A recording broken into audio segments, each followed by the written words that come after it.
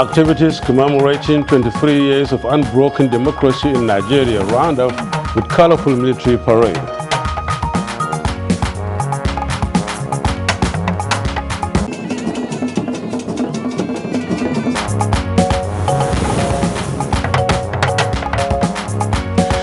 Vice President Oshibajo advocates more collaboration with the international community in solving Africa's economic challenges.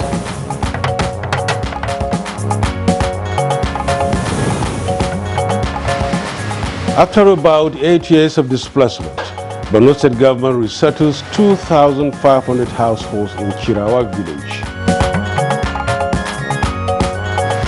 We decided to empower the population so that they will rebuild their homes by themselves. The only way we can defeat insurgents is to strengthen the resilience of the community.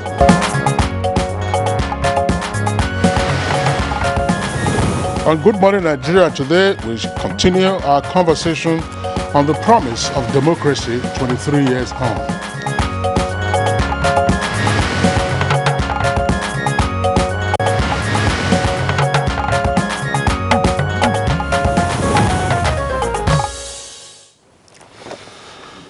And as Nigeria clocks 23 years of unbroken civil rule, stakeholders in the democratic governance have continued to appraise the journey so far. Good Morning Nigeria has also focused on the subject matter by assembling some key players in the political scene as well as an analyst to reflect on how the nation has fared under the current democratic dispensation. And the guests include former governor and serving senators, as well as 3rd Republic House of Representatives member and public affairs analyst. Kinsley? Now, according to them, Nigeria has lived a little above average as it has successfully transited from one civilian administration to another in various election cycles. Now, there are also issues about developmental projects at all levels of government that were raised by the guests. And the guests said also Nigeria has witnessed significant improvement in the electoral process over the years, especially with the coming on board of the Electoral Act 2022 and the introduction of technology in the conduct of election, which has substantially reduced the rigging, while ballot is rather beginning to count very much now. Now, they, however, identified lack of democratic ethos, voter apathy, weak political party structure and leadership, as well as the monetization of politics and migration from one party to another in pursuit of political ambition, as well as an unenlightened populace, as the political situation in Nigeria continues to witness some instability with regard to the management of the political parties. And the worthy of note, Kinsley, in the period under review was the defeat of the sitting government by an opposition party and the determination of people to defend the Constitution with particular reference to the stoppage of tenure elongation. Now, they emphasize the need to continue to strengthen the political parties and, of course, enthrone more democratic culture and press on with civic orientation of the populace. Now, the issue of leadership recruitment was also highlighted. So, what are the strategies to check monetization of politics in Nigeria? How will the electoral process be enhanced to further ensure that the vote counts?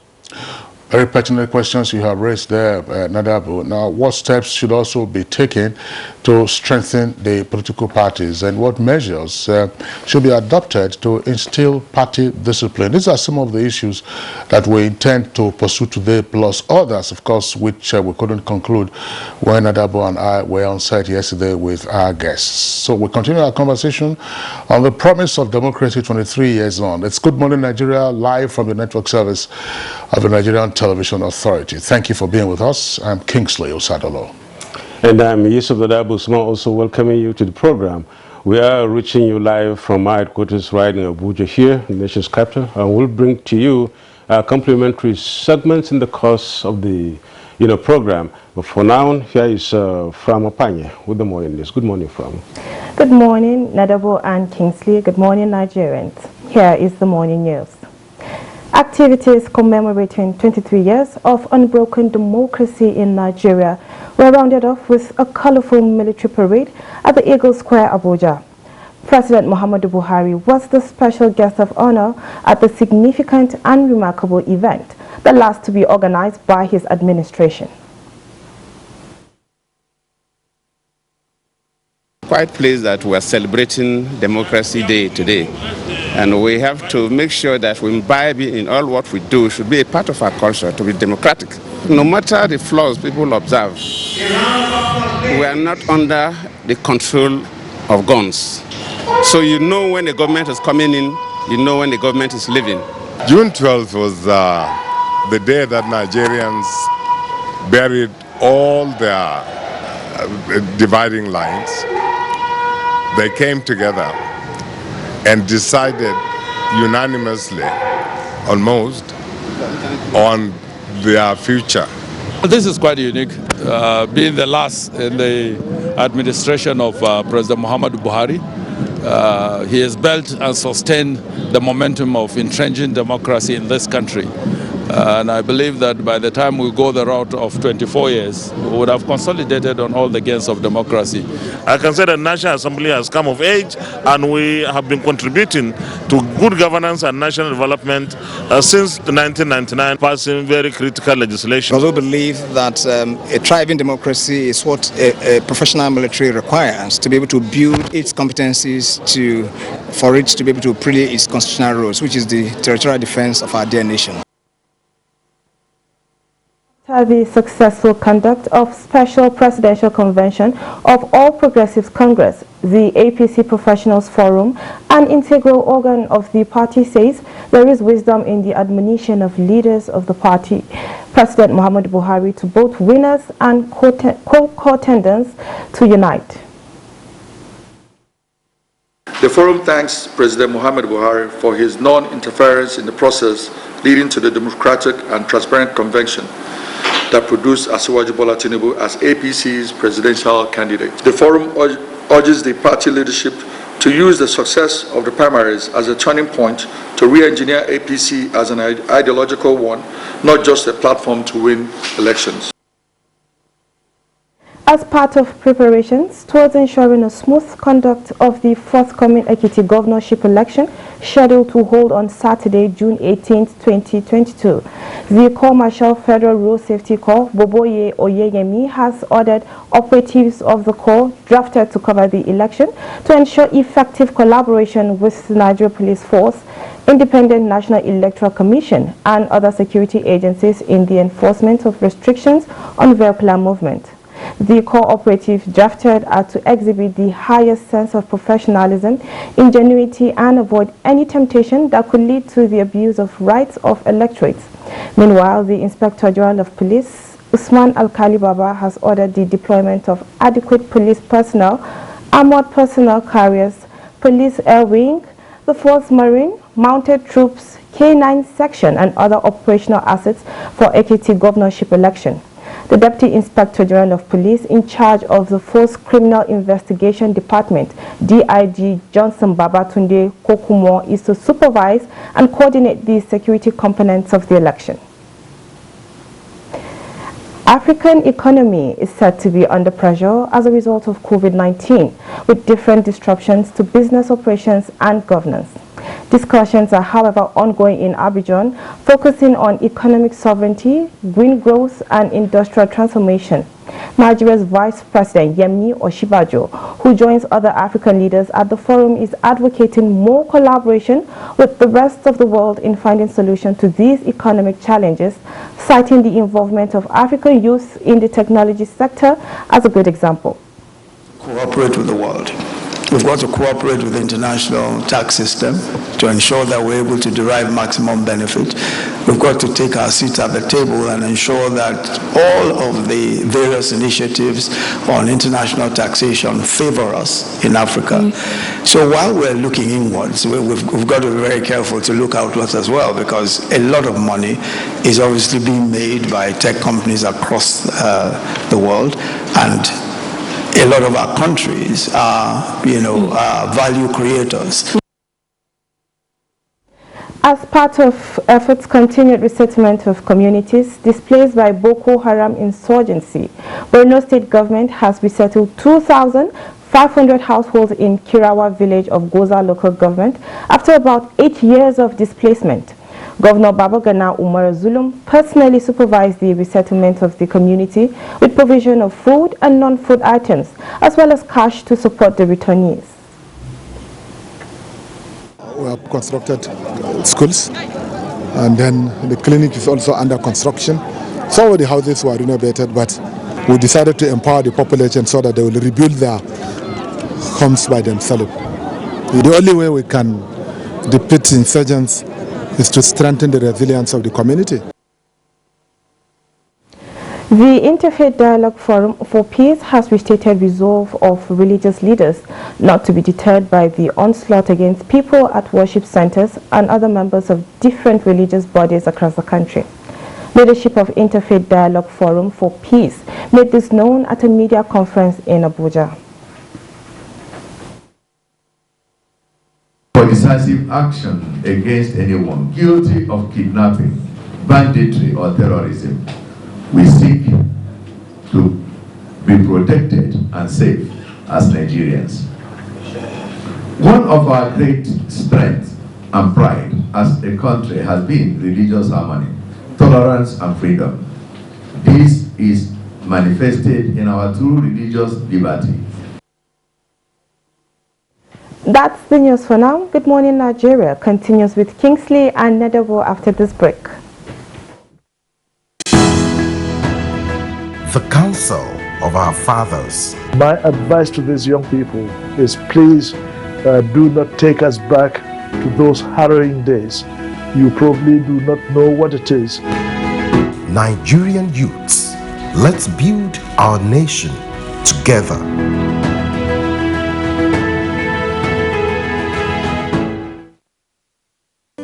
Dear customer, link your Airtel number to your national identification number today.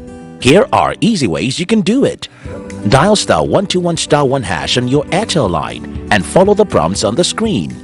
Type in your 11-digit government-approved NIN number. You will receive a confirmation message to confirm your entry. You can also visit www.airtel.com.ng/NIN to link your phone number to your NIN. If you do not know your NIN, simply dial *346# to get it. No stress, no wahala. Airtel, the smartphone network. A new edition of TV Guide is out, exclusively with Professor Umar Garba Dambata, Executive Vice Chairman of the Nigerian Communications Commission, NCC. We have unveiled the 622 as a toll-free line through which consumers can be able to lodge their complaints. And we have introduced the 112 as a national emergency number. This edition is a compendium of mind-blowing stories for your reading pleasure, ranging from technology, entertainment, economy, media, politics, family, and lots more. Pick up your copy and get abreast with issues and trending features within our space. TV Guide, very incisive, very educative and compelling. Grab a copy at the vendor near you or any NTA station nationwide. TV Guide, your indispensable companion. To every politician, as the campaigns gain momentum and passions begin to rise, remember, the errors of your opponents do not make you a success. Do not run down your opponent and inflame passions to violence between and among your supporters. What counts is what you plan to do for the electorate and how you intend to relieve their sufferings and bring succor. Nigeria is in dire need of patriotic leaders at all levels, leaders who will make national development their priority. Concentrate on telling the electorate what you intend to do when you get into office. Focus on making your vision clear to the electorate. Don't engage in verbal abuses, fake news or speeches. Keep dealing with issues that will bring progress. You win the hearts and minds of the people by being above board, by being civil, patriotic and showing empathy. Let's join hands to make the 2023 elections peaceful. A message from the National Orientation Agency.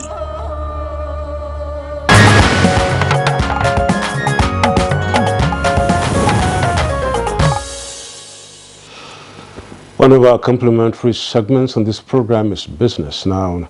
Nigerian Postal Services has signed a memorandum of understanding with some technology firms over tech-based delivery and self-service systems. Let's join Alika Opanachi Arua for details. The postal agency signed agreements with eGate Egypt over last-mile delivery services, Access Solutions Limited over the provision of self-service kiosks for daily need transactions, and with LeaderNet over the provision of registered communication system. Speaking at the signing ceremony in Abuja, the Postmaster General of the Federation and Chief Executive Officer, NIPOST, Dr. Ismail Adewosi, said a strong technology system must be established as an efficient engine of digital economy growth. According to him, the competitiveness which exists in the industry is compelling the postal agency to adopt more business-like and creative approaches in meeting the needs of its customers. Adewosi disclosed that NIPOST had formed partnership to develop an application to provide 3 basic services: registered SMS, registered email services, and registered document delivery services. With Business News, Alika Opanachi Arua. Thank you very much, Alika, for the business package. Up next for us is Newspaper Review.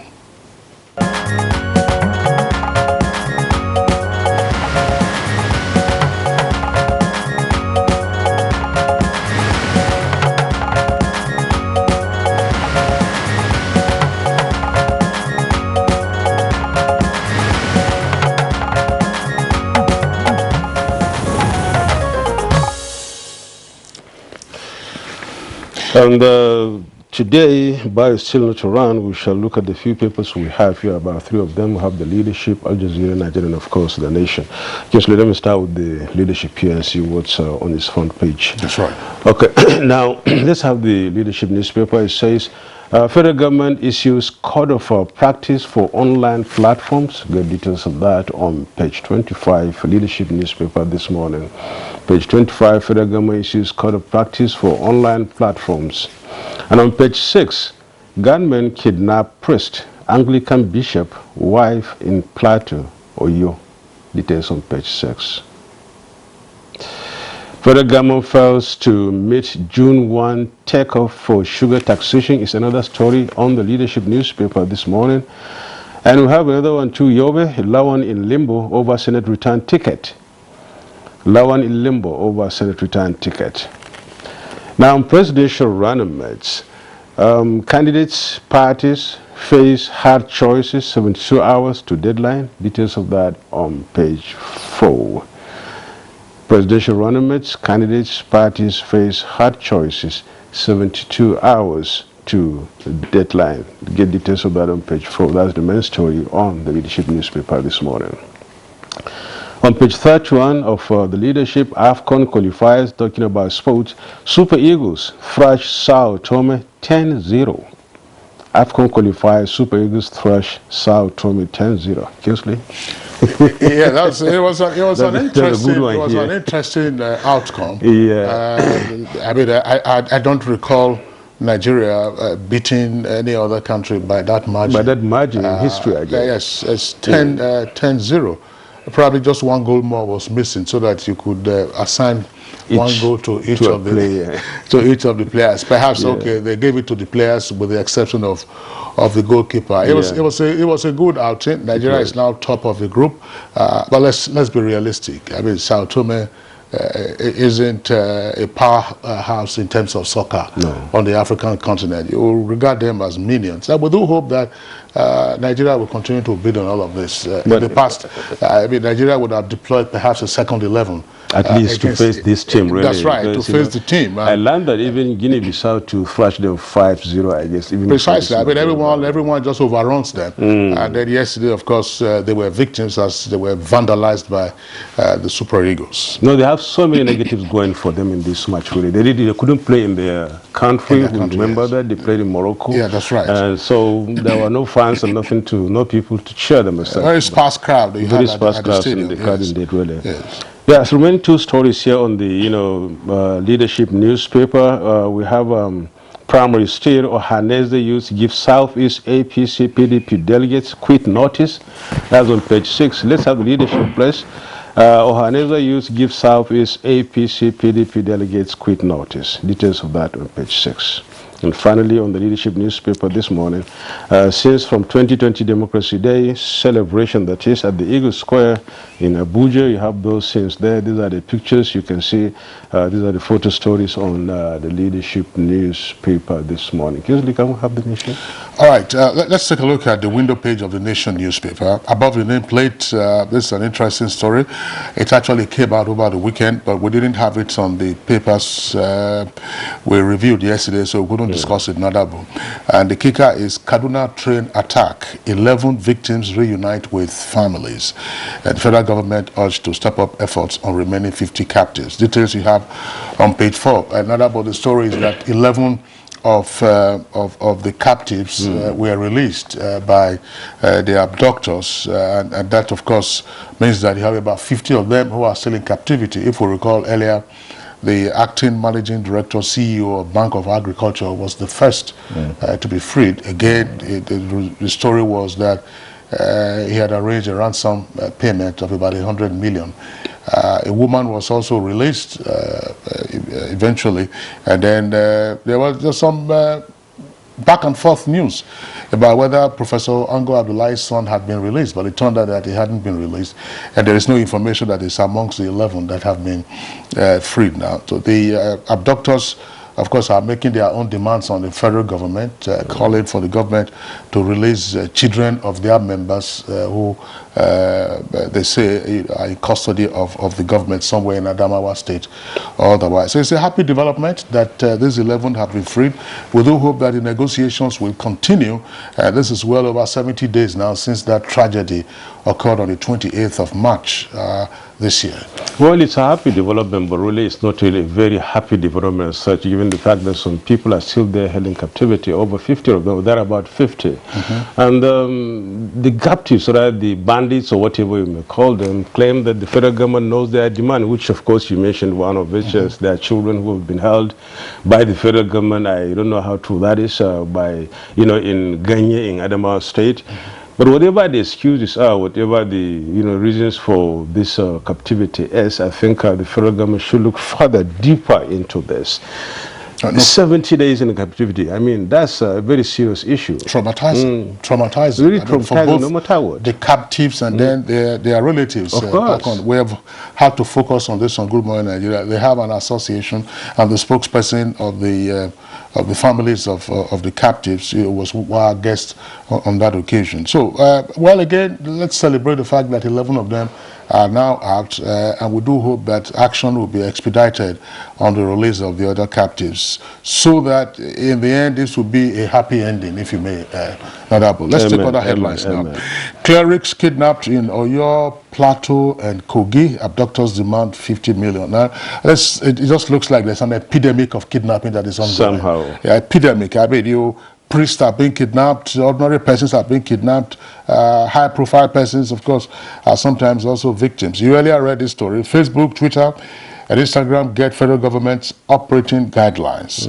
And then there's a headline here, very interesting. It says, TCN's incompetence, cause of grid collapse, and power generation drops to 9 megawatts. And we can see that it's practical now. Everybody feels it. 9 megawatts. 9 megawatts. And according to this report, it says that more than 24 hours after the collapse of the national grid, the nation remained in darkness. On Sunday night, power generation dipped to 9 megawatts. And before the collapse, the system operator in his performance report put peak performance at 3,000 703 megawatts. Look, let's be realistic. What's going on about this frequent grid collapse? It is not the direct, I believe, it's not the direct problem of the Minister of Power. There is a government agency responsible for power transmission, and that government agency is TCN, that's the Transmission Company of Nigeria. Why is it that this year alone, the power situation has been horrible?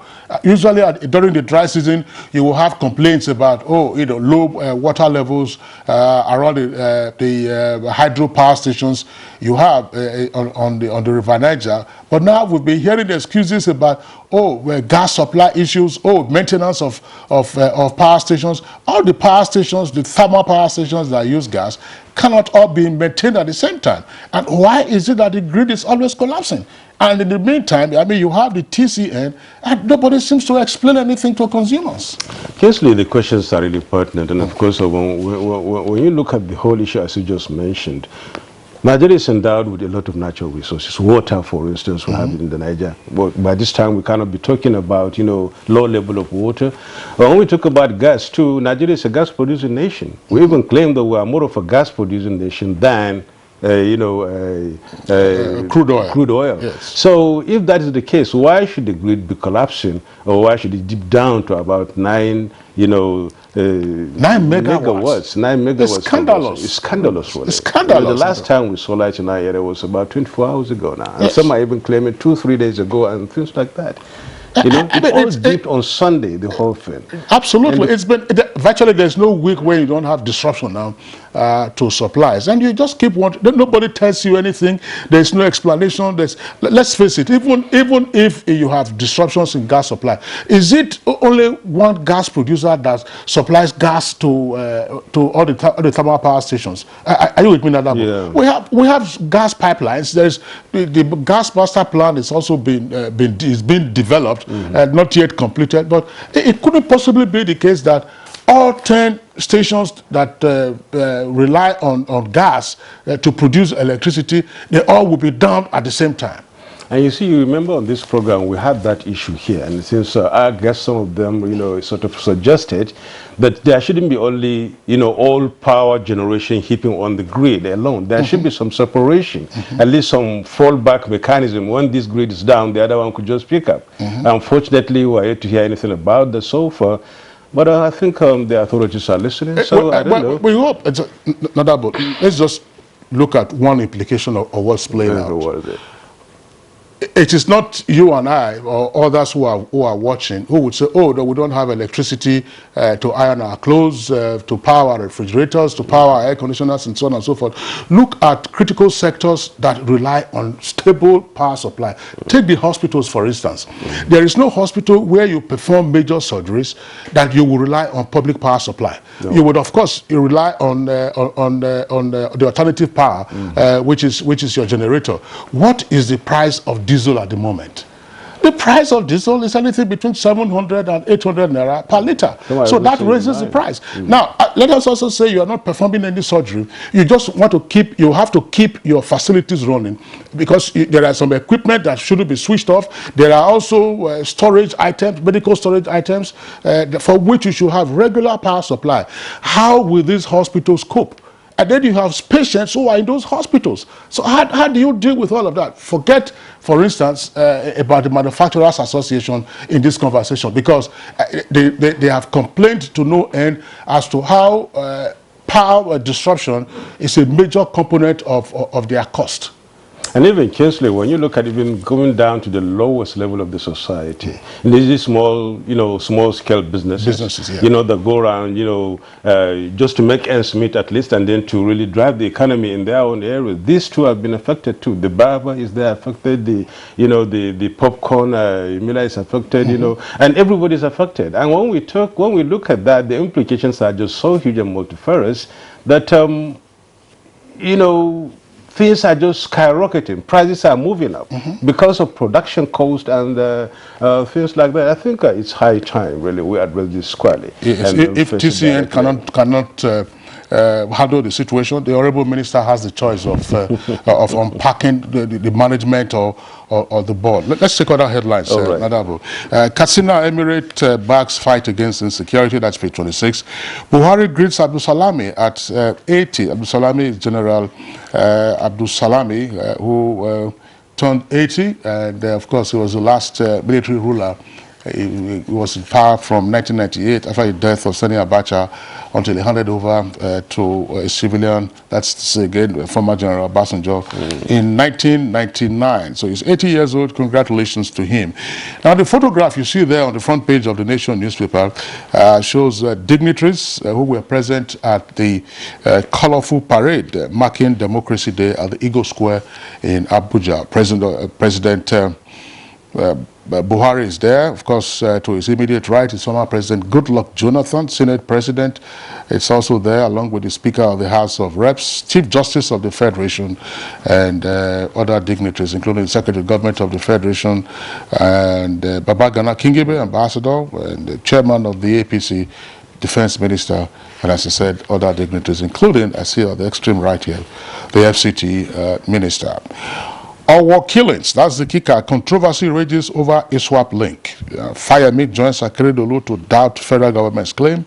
Burial for 40 victims on Friday. Kaduna to airlift 2,491 Hajj pilgrims. PDP reps tip Wike and others for running mates. That's on page 5. Okay, we have finally here Al Jazeera Nigeria. Let's see the front page of Al Jazeera Nigeria.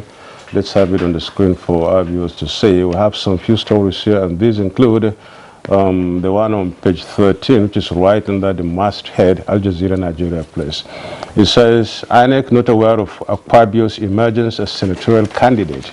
REC, that's the Resident Electoral Commissioner, is saying that. Details of that on page 13. And then the big story here is on page 8. It says federal government borrowings from CBN hit 19 trillion naira. The writers as follows: inflation may worsen, experts react, and World Bank predicts more hardship for Nigerians. Some of the window page stories here, we have 3 or 6 of them on this very page of the Al Jazeera Nigeria. We have one on page 25 to the left here, left-hand side of the page. We have Rivers 31 others attract zero foreign investment in the first quarter. Page 26, again, nationwide blackout as grid collapses, 6th time, you know. And then on page 30, Mogalu dams ADC after failed presidential bid. Moving to the right-hand side on page 10, security operatives foil kidnap attempt along Kaduna-Abuja highway. And on page 2, General Abdul Salami at 80. He chose the noble path, says Buhari. And finally on page 2, on the window side, we have Salvation, rather 2023 Salvation, not in APC, PDP, says Clark. But one interesting story here, Kisley, is the story on Kingibe. It says, finally, federal government recognizes Kingibe as ex-vice president. Well, I think that we have to be careful with that headline and enable the story. It's an inference being made by the reporter who covered the proceedings at the Eagle Square yesterday. According to the report, it says that the master of ceremonies, that's to say the announcer at the event for the group photograph. Earlier you saw, we saw the group photograph taken by the Nation newspaper and published on its front page. If we go back again to the Nation newspaper, you will see that the group photograph. According to the Al Jazeera report, it said that the announcer called on Ambassador Babagana Kingibe to join the other dignitaries for the photograph, and the announcer referred to him as a former vice president. That's what he's saying. But I mean, almost immediately, you're going to raise the question, Nadabo. You really recall yesterday we had a conversation, a discussion around the president's Democracy Day broadcast to Nigerians on Sunday. Now, in that broadcast, the president did say something again about the whole essence of June 12, and he referred to MKO Abiola as the presumed winner. He said presumed winner. So we do know that, of course, with the switch of Democracy Day from May 29th to June 12th, where there's been an honor bestowed on MK Abiola, as well as, of course, Babagana Kingibe, who was his running mate. MK Abiola was invested with the highest national honor, and Kingibe came up, was awarded the GCON, which is usually for a vice president. But there's been no official pronouncement by the Federal Executive Council declaring MKO Abiola as president, because if you don't declare him as president, whether in the legal fictional sense, then Kigibe couldn't also be declared in the legal fictional sense as the ex-vice president. However it is, I think the announcer had a slip, because generally one has to be sworn in first. I mean, the results has to be declared, and then the winner has to emerge, and of course one has to be sworn in. In this case, I don't think all this have been attained and achieved before that. So at least maybe it was just an inference by the announcer, as you rightly mentioned. But of course, history recognizes both Abiola and Kingibe as the ticket for June 12th that altered Nigerians had hoped, the dynamics of politics, and would have brought in the Third Republic completely. But unfortunately, all of that was abducted. So each time we celebrate Democracy Day on June 12th is to remind all of us about what that meant. MK Abiola passed away in 1998, and his running mate Babagana Kingibe is still alive. The opponents, if you recall, in that contest was the NRC, the Republican Convention. National Republican Convention. He since passed away. It was from Kano in that incident. So, but once again, Nadabo, in the absence of anything else, I think we'll call it time on our newspaper review segment. We'll probably be able to return to the federal government's operating guidelines for Facebook, Twitter, and Instagram once we have digested the guidelines and what the implications will be. The guidelines were issued by NITDA, which is an agency of the federal government. Thank you for watching our newspaper review segment. We're going to take a short break now, so continue to stay with us as we have the part 2 of our discussion on the promise of democracy 23 years on. Knock, knock, knock. Have you had breakfast this morning? I'm talking about a Kellogg's breakfast. It's fortified with the essential vitamins and minerals so you can stay active and alert. Yummy. So tasty, so nutritious. The ever-busy ancient city of Onitsha is a commercial hub with millions of commuters seamlessly linking other states daily for business, leisure, and other purposes. To upscale its road network, the construction of a 1.6-kilometer long second Niger bridge, including a 10.3-kilometer highway furnished with other infrastructure, has been in motion by the federal government. This project will ease congestion on the existing 56-year-old Onitsha bridge and boost the economic capacity of the state as it easily connects to other parts of the country. The completion of the world-class second Niger bridge Onitsha will be one of the many proud moments of the state, its people, Nigerians, and foreign investors. Onitsha, which hosts the largest market in Africa, is geared up to boast of an impressive road network. Once again, these moments are made alive by the federal government, and it is deserving of all the applause.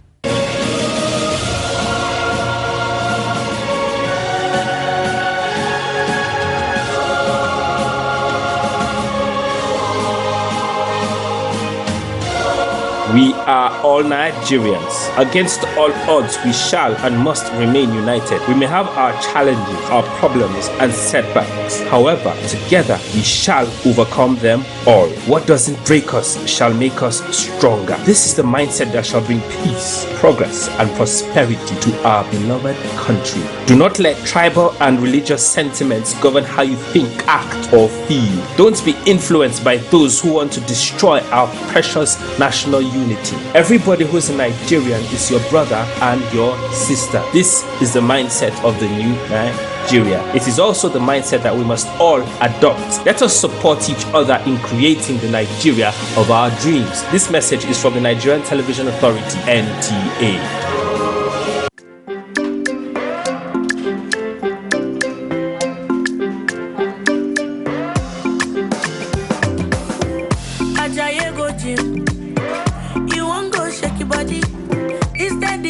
Calm down.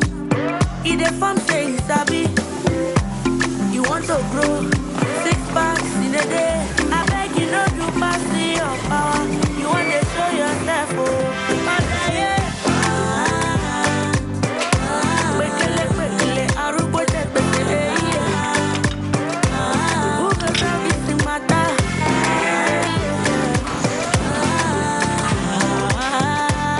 Whatever your size, find it with the new Airtel data plans.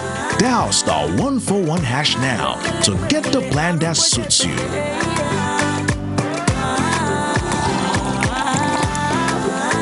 Airtel, the smartphone network.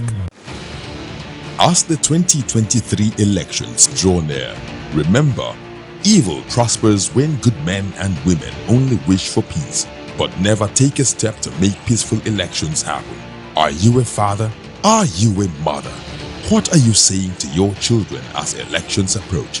Have you warned them not to let themselves be used to cause violence?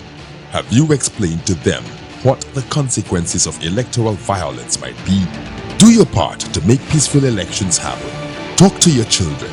Protect them from unscrupulous politicians who want to put them in harm's way, while their own children are comfortable at home, within and outside the country. Let's join hands to make 2023 elections peaceful. This message is from the National Orientation Agency, NOAA.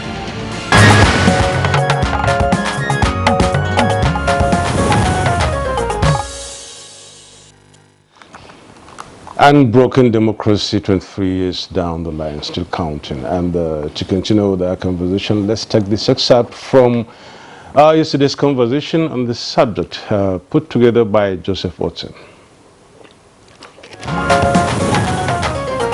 We had about 11 new universities, which gave thousands, hundreds of thousands of our children opportunities to go to school, even though we have millions still in the waiting.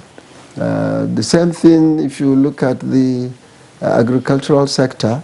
I'm aware the efforts in many states and the effort even of the federal government and so on. We're moving. The only thing that I think we are really battling with is getting the right leadership.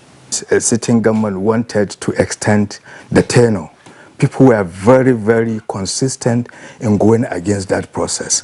In other words, the political development had reached a stage where people are ready to defend the constitution. INEC itself had been improving in terms of its confidence to use the law to protect the system. I would want to bring the example of Zamfara, where things were not so, were not transparent, there were difficulties, and people were expecting that ANEC will accept it. But ANEC insisted, if as a party you refuse to do what is required of you, I'm going to use what I have, the power to say you didn't do it right, therefore you won't participate. A culture of democracy means even in the homes, in the mosques, in the churches, in the clubs, in the universities, in wherever we find ourselves, there must be a democratic ethos, a democratic attitude. And when you get that democratic attitude, then you are now ready to say, when people go into politics, which is another level of management at the public sector, they will carry democracy. And that's why, because it's not an attitude, we don't even imbibe it, and we don't even understand it for now. And that's why the parties are so disorganized, because if there is an attitude of democracy, then those principles of rule of law, those ideas of doing the common good, when you do the common good and doing the best for the greatest majority, then you can now begin to talk about democracy. Our political parties need to be strengthened to be able to really, deliver what the role of a political party, will be. What we have now largely is what I call special purpose vehicle, only for the purpose of our election. And that is why there appear to be easy migratory movement from one political party to the other. Implementation of the new Electoral Act, particularly as relates to introduction of electronic accreditation system and transmission of results. I've looked through the new guideline by the National Electoral Commission. I believe if strictly adhered to, it will really do a lot of justice. All Right, thank you very much, Joseph Ossett. Those were excerpts from the first part of the conversation yesterday with our guests. Today we have a guest here with us in the Abuja studios, as well as guests from other remote locations. Some of them are network centers.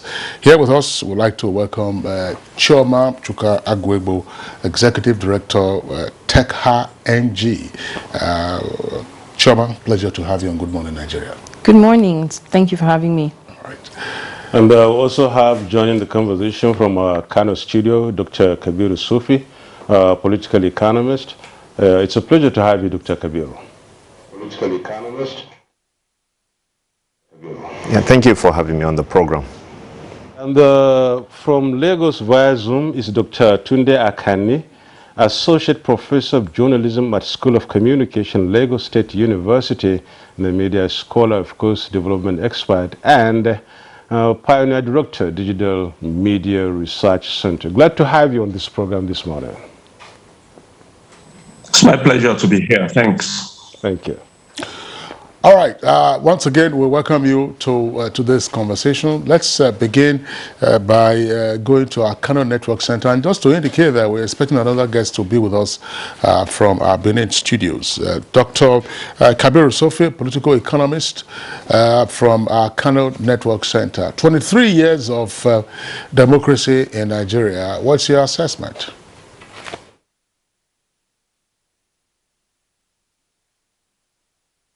Well, I can say so far so good. From the discussions we have had yesterday, one can say that we have made a lot of progress. Our own democracy is no longer described as nascent democracy, and we are no more being referred to as a democratizing country. It means in the last 23 years, democracy has or is beginning to take its roots.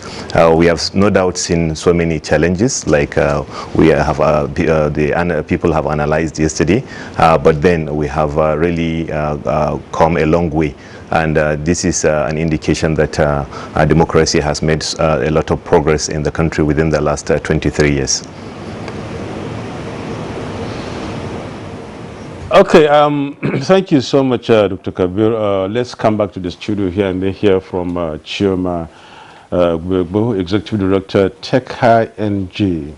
Welcome to Good Morning Nigeria once again. You'll be here for quite a while. Let's get your views, and then what do you think 23 years down the line, since 1999 to date, it's been moving, and then if you followed the program yesterday, I don't know whether you did, there were so many assessments done. I don't know whether you're in tune with them or you have your separate assessment. What do you say? First off, I think that any 23-year-old is a complete adult. And so we've come to the point where we need to stop talking about a nascent democracy when you know, Nigeria is no longer a child. I also believe that we're at a crucial point in that democracy right now.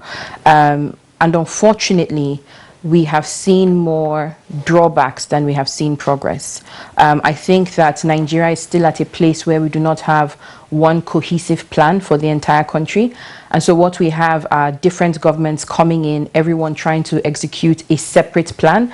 And so you have a 7-point agenda and a 5-point agenda and a 3-point and 20-point agenda, none of them in the interest of the citizens, most of them in favor of, you know, the party in power or the person at the helms of affairs. And so I think I don't think I would give Nigeria a pass mark. I do not believe that anyone in Nigeria today can give Nigeria a pass mark as far as the 23 years of our democracy. Have there been wins? Yes. Have there been gains? Yes.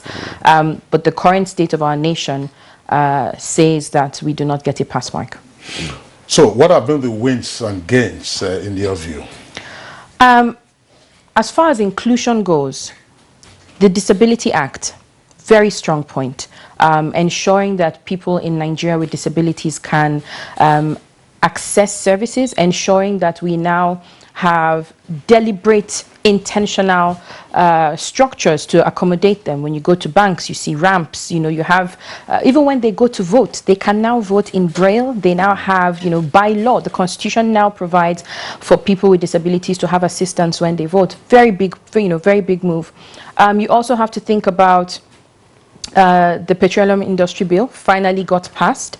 You have to think about the not too young to run bill. I came here a number of times to talk about that. That's right. This bill was passed in 2018, May 31st, 2018 by President Muhammadu Buhari. All of these things are wins that you can think about. Do I talk about the things that are not wins right now? Of course, if you may, I mean, just you could highlight them so that we'll return to them in the course of the conversation. I think the biggest thing we have to think about is the non-investment in young people. And I say that because giving people money, you know, so the welfareist nature of our nation, which is, you know, end power and all of those types of things, when you give people those types of monies, but they are not in school, between 2009 and today, ASU has gone on strike for a total of 33 months. That's about 2 years and 7 months or 2 years and 9 months. This year alone, ASU has been on strike for about, we're entering the 4th month. There is no amount of money you can give to young people that cancels out the fact that they're not in school. Let's not even talk about the fact that the education they get is not qualitative. And then you look at women. Again, I was in touch sometime in March for the gender bills, the 5 gender bills that were thrown out. Women in Nigeria are currently not full citizens of this country. We cannot confer citizenship on our husbands. Nigeria has one of the worst records as far as, you know, representation of women in politics and in public life. We do not have a cohesive plan that says we recognize women as the other 50% of the population. These are two critical, you know, when you look at these two things, then you start to pile on, you know, as it were, the ripple effects of those. For instance, you have sexual and gender-based violence for women. You have the, you know, you have the practices that continue to subjugate women in Nigeria. Then you go to crime, then you go to police brutality. But these two, as far as I'm concerned, you know, there's a third one called security, which we can come to later. But these two, when you think about just human capital development, these two are kind of the biggest failings we have had in our democracy from 1999 till date. We'll look deeper, we'll look deeper into that much later as we move on. Let's move over to Lagos and then get, you know, Dr. Tunde Akani's, you know, views on Nigeria's 23 years of unbroken democracy.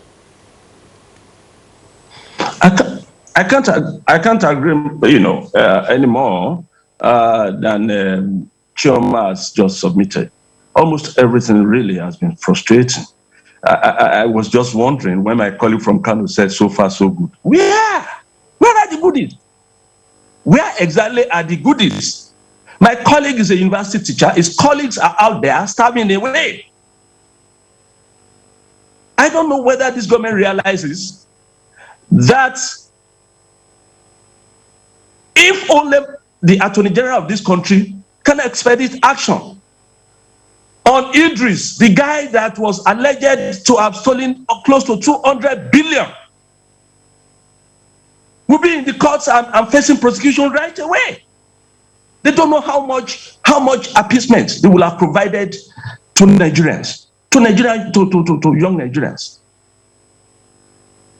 Prior to the inception, to the restoration of democracy,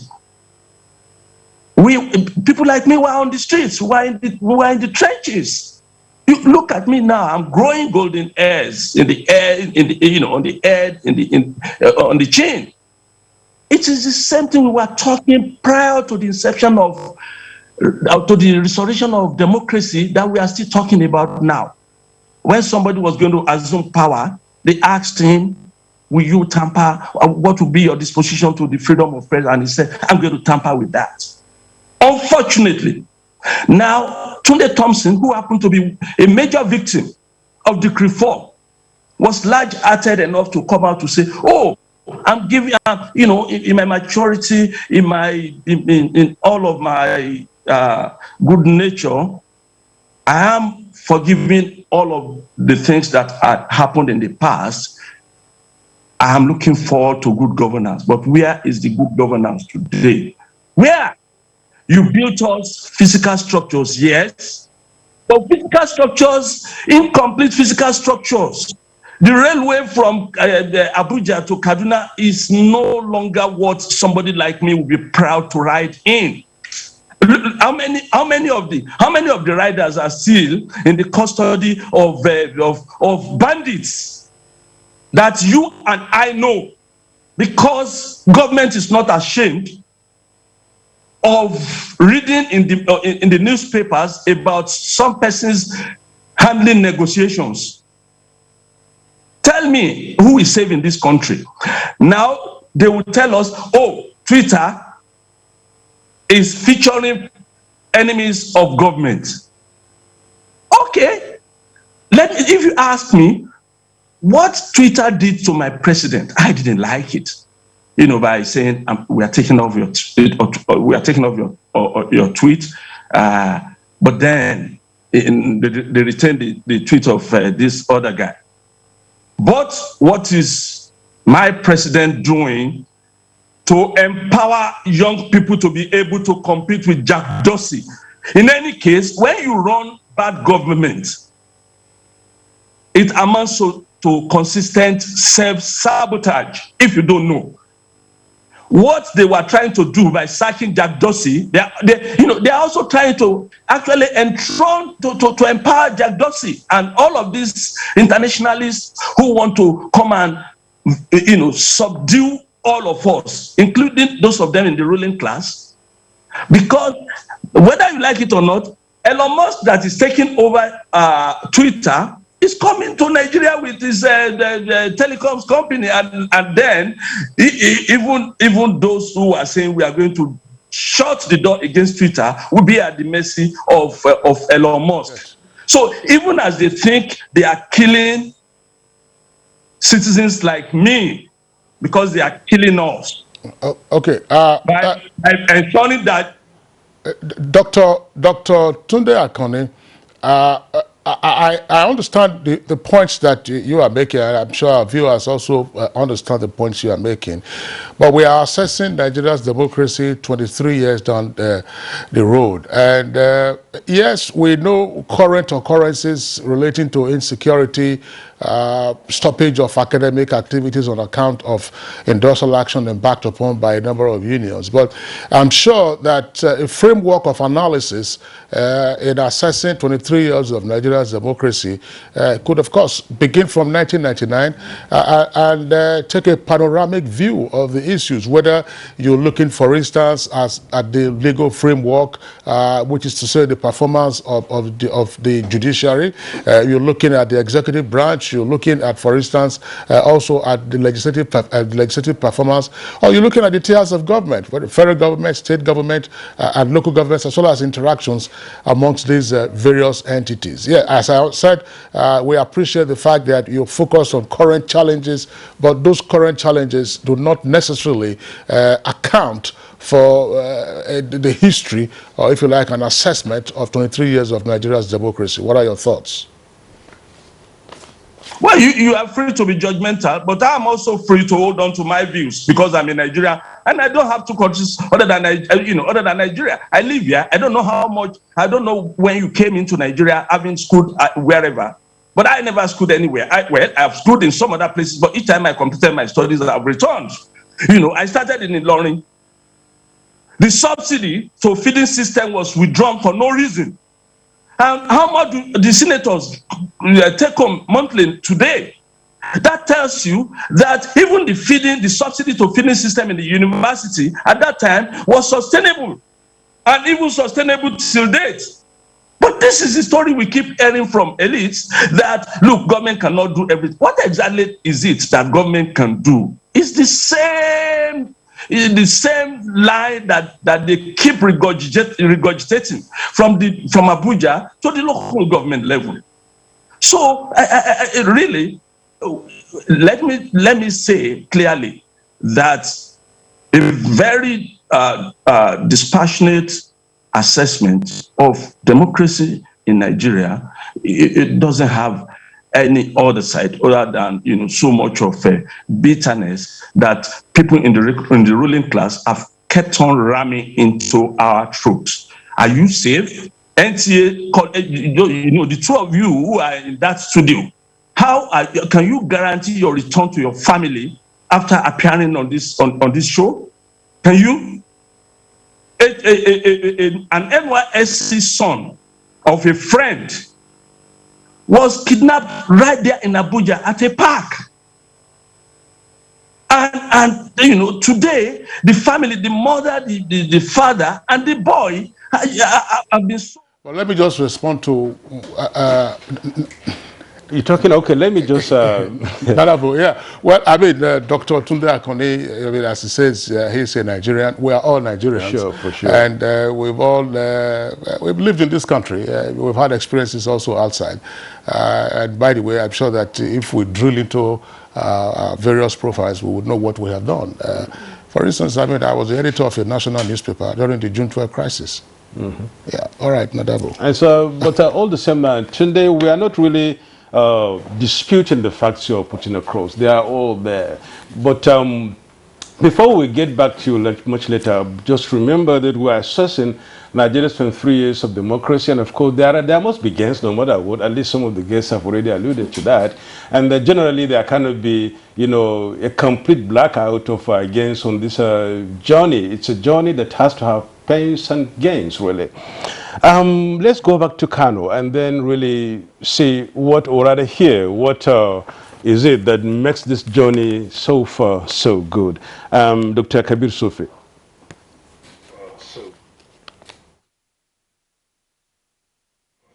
Well, I think, like I said, from the discussion you have had yesterday, we have seen a member of the aborted Third Republic talked about their experiences during that republic, and he has also highlighted what happened at the beginning of this 23 years of democracy. Our first 8 years of democracy has shown that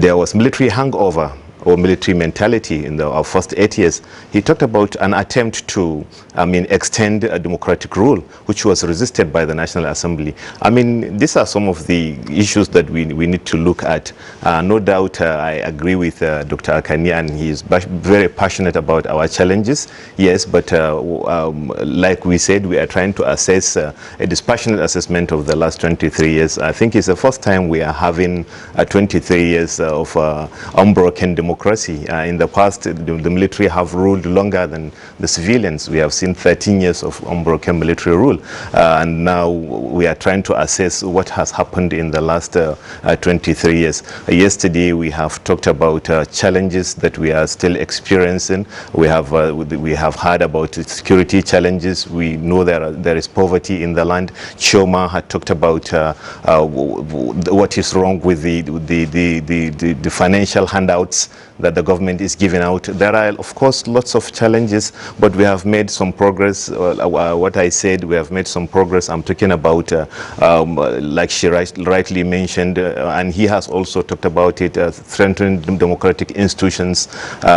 She talked about the Electoral Act, the disability inclusion, and what have you. These are some areas that we cannot just discount with a wave of a hand, and we can say that there are no progress. The country has really is making progress in terms of strengthening our democratic institutions, but there are challenges, like he said, and I can agree with him, and I can see his passion about what is happening to the country. We talk about poverty, we talk about security challenges, we talk about inflation, we talk about a lot of lack of coordination among governmental institutions and what have you. But then the country has made a lot of progress in terms of democracy. If we look at where we came from and if we look at where we are today, one can say that yes, there are some level of progress. Yesterday, Senator Ibrahim Shekaro talked about the creation of additional universities, but then when you create additional universities, and like Dr. Akana has said,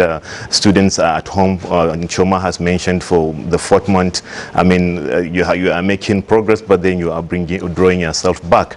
So these are issues that we need to look at. These are issues that we need to talk about in our journey so far in the last 23 years. Right, thank you very much, Dr. Kabir. Sophie, we'll come back to you in the course of the conversation, as well as Dr. Tunde Akone. Back to the studios, Choma Agwegbo. Earlier, you used the analogy of an adult, that 23 years of democracy means that Nigeria's democracy is now an adult. And one key issue that came out from our conversation yesterday had to do with what the guest described as the lingering absence of the democratic attitude or ethos that ordinarily should underpin and drive our democracy. Yes, why is this so in your view, and what can be done? Like You know, like I said earlier, I do not believe that the governments we have had from 1999 have built investment in people. So people come, they rule, and then they go. There's no one who has said, this is the shared vision we are creating as Nigerians. This is what we are trying to achieve. This is what we can buy into over the next 40, 50 years. That's why you have Vision 2020, Vision 2030, Vision whatever anybody wakes up and feels like they want to put a number behind. But the investment that needs to be made in the hearts and minds of people, so that if someone is about to cross a road and they see, oh, there's an overhead bridge, you know, there's a pedestrian bridge I can use a few meters later. It is the investment you have made in them that tells them, you know what, I'm going to inconvenience myself and walk a few meters to climb the pedestrian bridge because I am invested in this thing working. It's not because of me, but I want to do the right thing so that the next person sees me doing the right thing and they feel that way. When you look at Nigeria today, we are almost a country of edicts and decrees. Sometimes you listen to what you hear in the media and you almost feel like we're in a military dictatorship because you hear, I have directed, I have done this, I have done that. Where's the consultation? Just last night, we were having a conversation on NITDA's new code of practice. And it is taking us right back into repression, right back into, you know, we could very well be living in a military dictatorship because the provisions within that code of practice, and then it says they have consulted with who?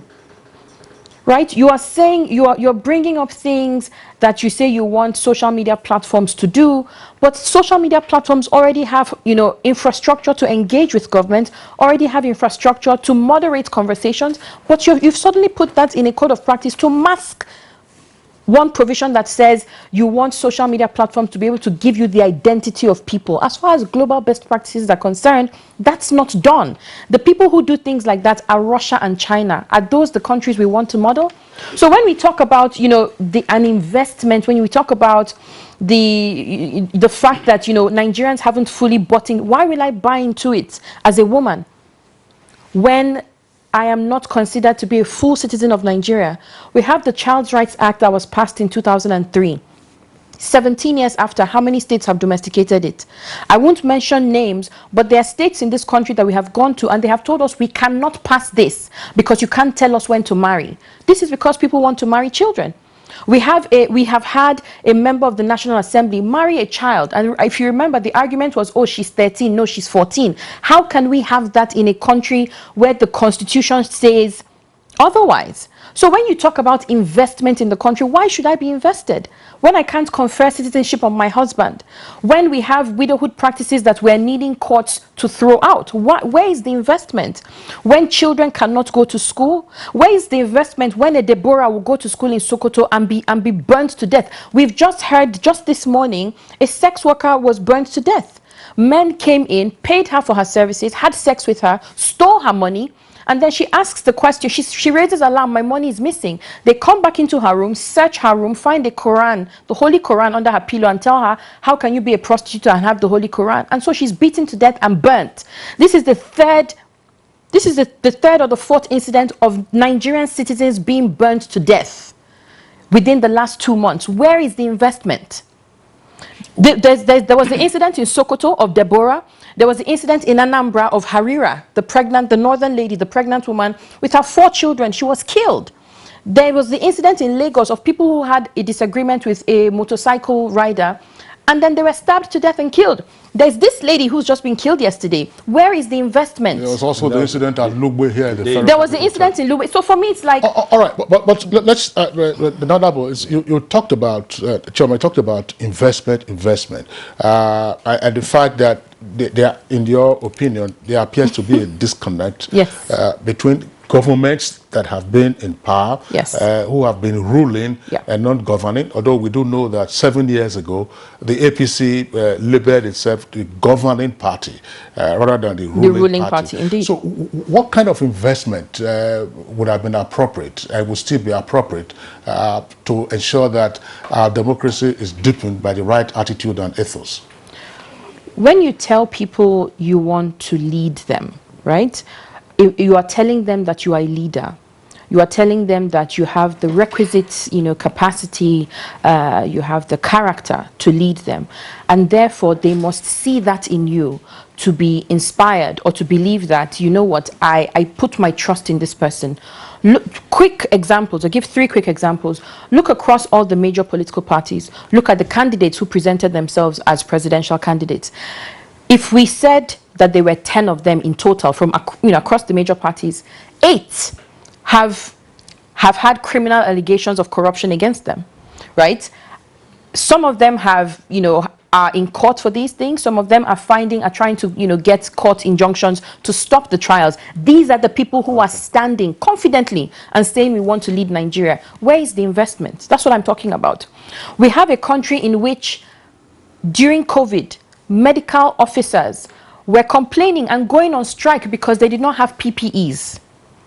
That's one side of it. The flip side of that was we saw a minister on national TV counting cash with her bare hands and handing out to people. Where is the investment? There have been reports that people who were supposed to get 10,000 got 6,000, got 4,000, got 5,000 because the transference of money, the indirected transference of money meant that people lost money. Where is the investment? And then we come to young people, and the biggest example I'll have is EndSARS. For years and years and years, young people kept on saying to the government, can you please ask security forces to stop killing us? We're no longer asking for light, enabling environment for our work. We're not asking for anything. We're just saying, can you please ask security forces to stop killing us? We're tired of these people killing us. And nothing happened, right? Every year we would see a white paper, a yellow paper, a pink paper, some edict or the other given to the government to say, this is how you can reform the police. But nothing happened till 2020 when young people said, enough is enough. If your specific question about how can we build this investment, the response of government to the EndSARS protests was a disgrace.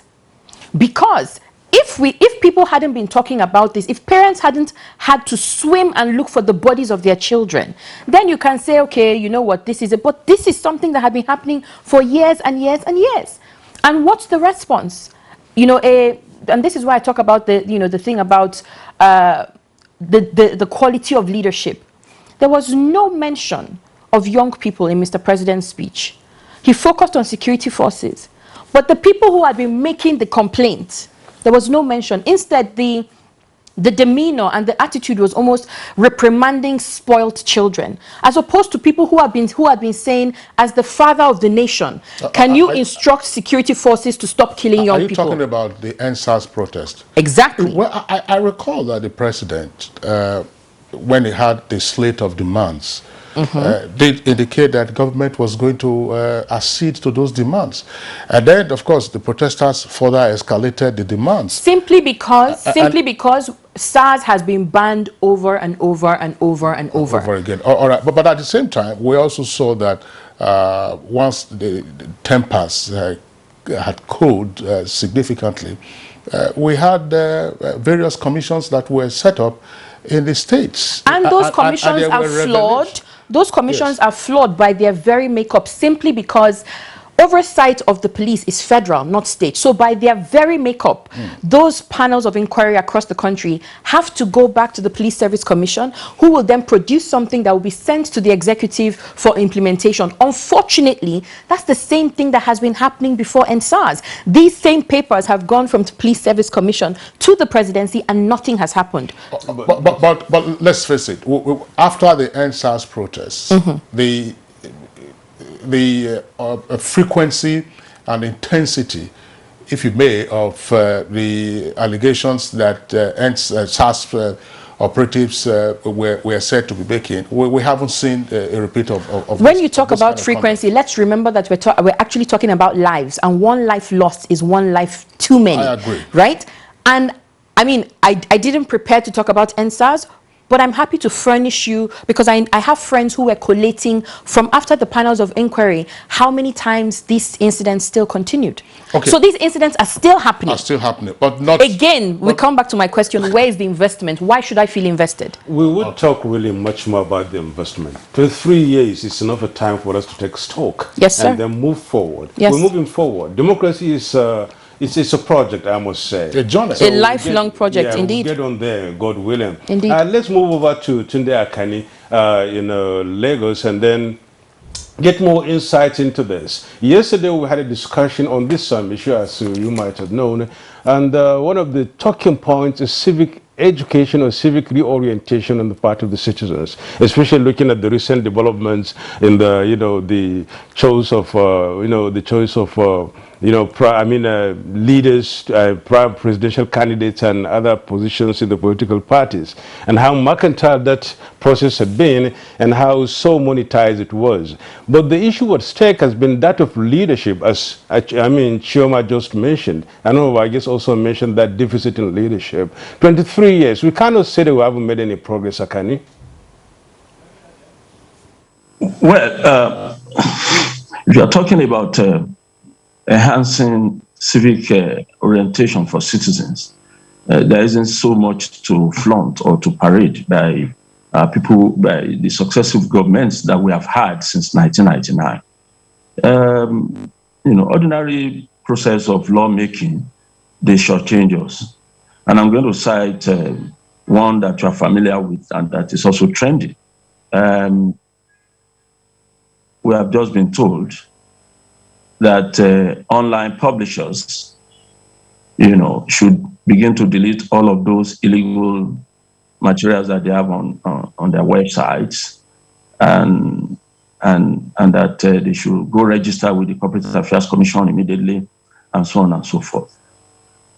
As a media scholar, several times I have taken critical look at these provisions of the Cybercrime Act of 2015. And I enjoin you, my colleagues, because you work for NTA, go and look at that act again. How exclusivist and discriminatory. A section of that act provides for Cybercrime Advisory Council. Apart from banking today, tell me that other sector to which digital technology is as central as it is to the operations of the media. But then look at the composition of the Cybercrime Advisory Council. Oh, Nigeria has made a lot of progress in the media sector since Iweroyin. I'm sure you will agree with me. And so we have very vibrant players in that sector. People who are deserving of global celebration. The likes of Dapolon Yomi, the most celebrated living Nigerian journalist. Now, look at what we have ended up with in this country. The long list of Cybercrime Advisory Council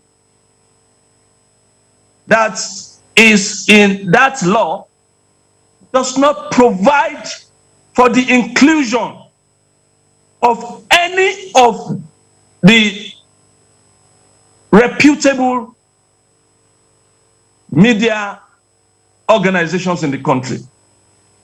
Even the three that make up the NPO, Nigerian Press Organization, from the Nigerian Guild of Editors to Nigerian Newspaper Proprietors Association of Nigeria, and so on and so forth. So government is fighting everybody in the media. This is absolutely irresponsible. So you need to bring us to yourself. Chioma repeatedly made reference to the need for leaders to be ready to function as fathers and mothers of the nation. Absolutely, and most conspicuously, we are in want of this. Those who are ruling us are carrying on as if, hey, we have our own lane. Oh, folks, day your day. But that is not supposed to be. We all still remember what the basic definition of democracy is. Look, the day a lot of us were routed out of this country during the military days. And I remember that day that the Nigeria corner in New York was renamed Kudirat Abiola Corner. I was there live with Sunday Dari together with Tinubu, Pa Enauro, and a lot of them. And Pa Enauro was pressed. He wanted to use toilets. And we said, Baba, you could use the toilet in Nigeria House. You know what was done? They shut the door against us. Governor Fayemi was there on that day. We were all shut out. It was Tinubu that paid for the Pizza Hut where we all went to now have access to bathroom. It is so. What I'm trying to bring out is that it is the same bitterness of you, of we and you, that prevailed during the military era that has been carried over. We just hope that we will get out of this as soon as possible. We can't wait. You know, those of us that were young in those days, we are growing old. So there must be conscious effort really at national integration. Except you make conscious effort to do this, oh, what is the meaning of democracy that you are trying to ram into our heads? Of course, we won't accept your own definition. We'll continue to struggle. All right. Tunde Akane, thank you very much. Just for you to explain, you say you continue to struggle. What are you struggling for? What will you be struggling for? Genuine democracy. You want to make laws, get us involved, including appropriation acts, budgets. You want to tell me that I need a health center in my community? For God's sake, involve me. I am not dumb. Udeme and a few other online news sites have made consistent efforts to alert Nigerians to how members of the National Assembly have appropriated money to a number of projects all over in different parts of the country, and they never involved locals who reside in the locations of those projects.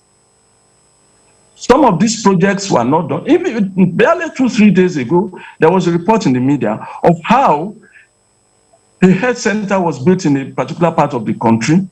The locals were never involved. Yes, the facility was barely completed, but it's been overgrown by bush, and now it is a very safe place for termites, for reptiles, and all such other dangerous creatures. So involve me in governance. That's what I'm saying, because I have voted, and my vote must be seen to count every time. I insist, my vote must count. Okay, thank you so much, Tunde Akane. As you said, get involved in government. I think it's an open thing. It's democracy now. There is so many freedom out there and so much of it. Talking about laws, the ones you alluded to, and of course the ones you're referring to, especially the most recent one, talking about the social media. These are, laws in progress, work in progress. You can as well at least be part of this process by putting across your own suggestions, and there are so many avenues for doing that. It's democracy. But before we come back to you, maybe for some reaction on this, let's move over to our Benin studio where Professor Eddie Ehagbe is waiting. We've been waiting for him since at least we have him.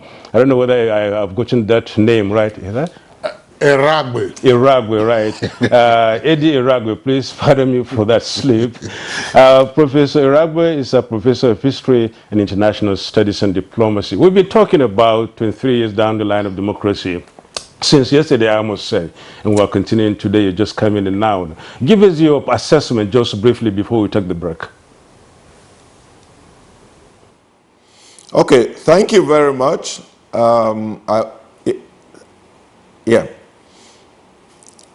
So for me, okay, thank you.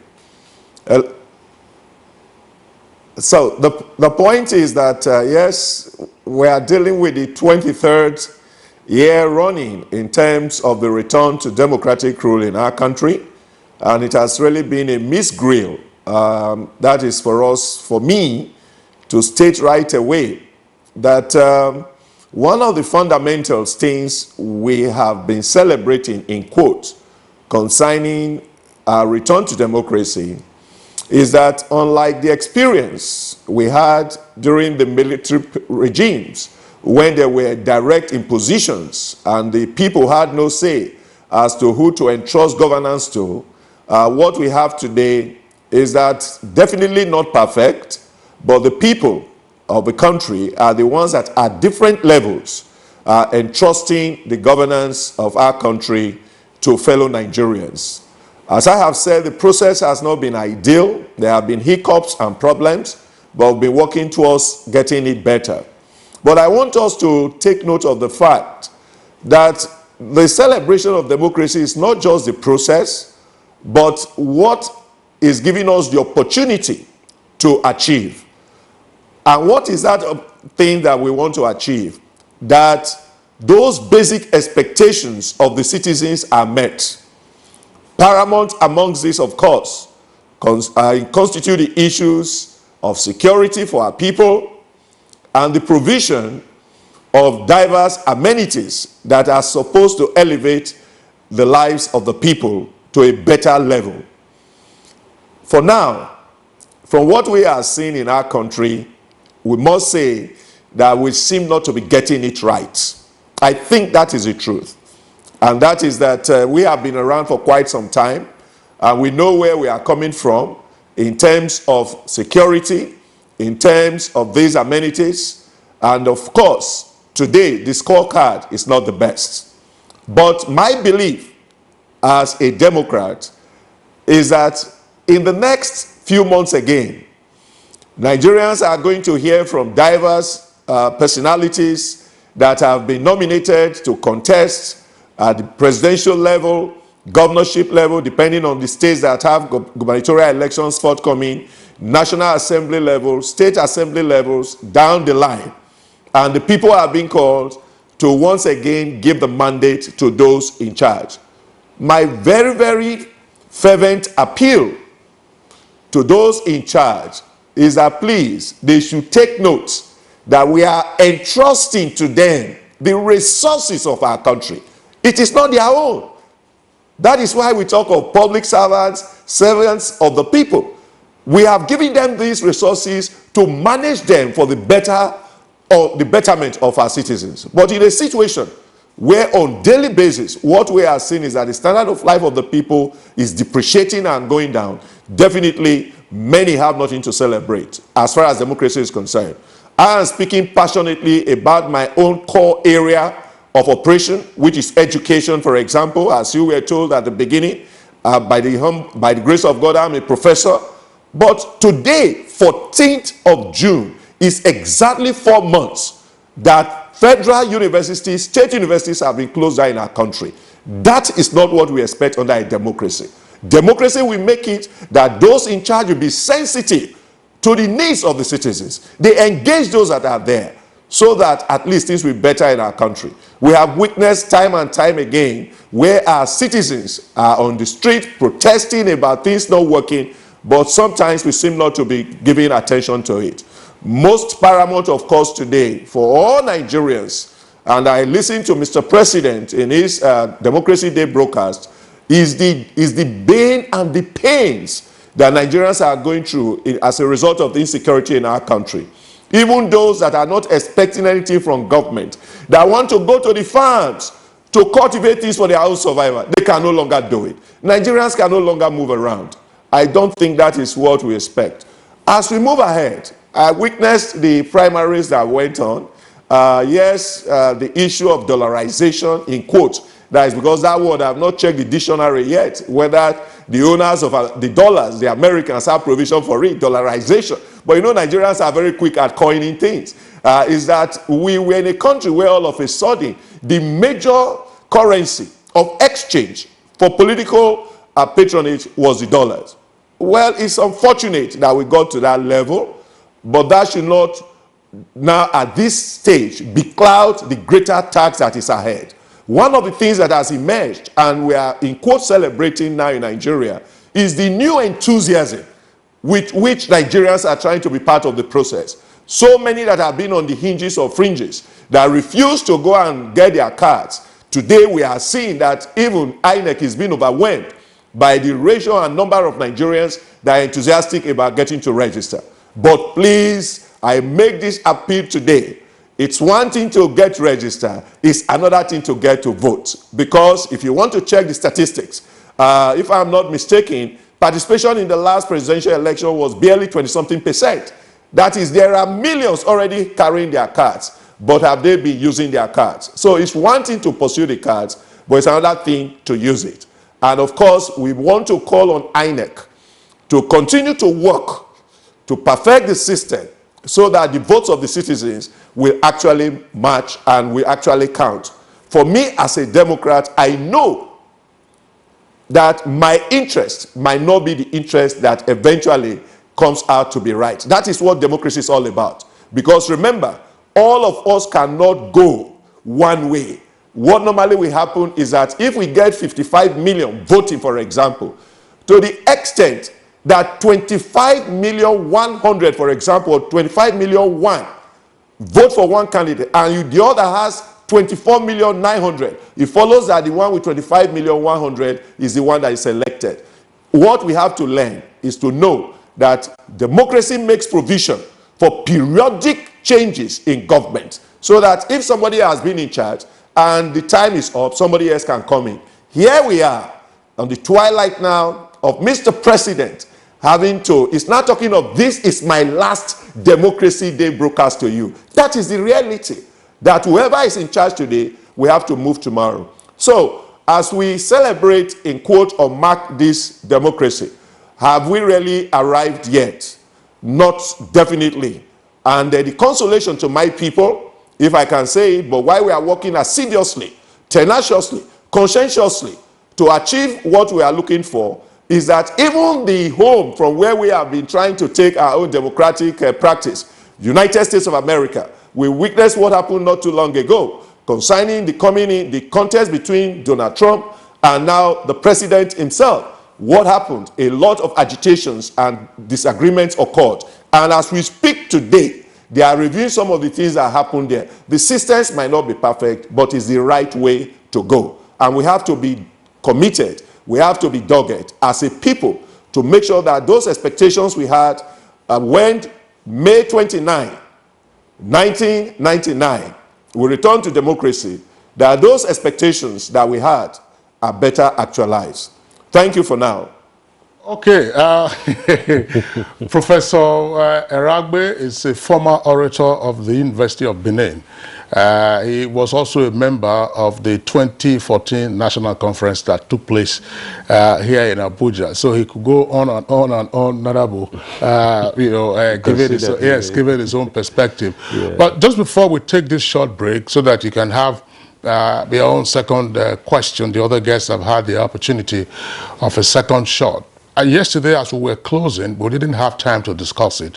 I raised the issue of the inverse relationship between the boom in the political industry and the decline in the economic development of the country and citizens' welfare. What accounts for this, and how might we redress it? Okay. All right.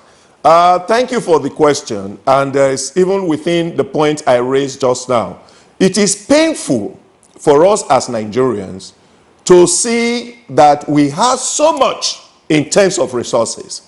And at the heart of it is that these resources have not been properly deployed for the benefit of the citizens.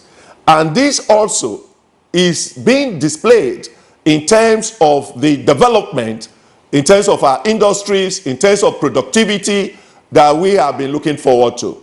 Because all the statistics are showing almost a reverse trend in terms of the gains that we had before as a people.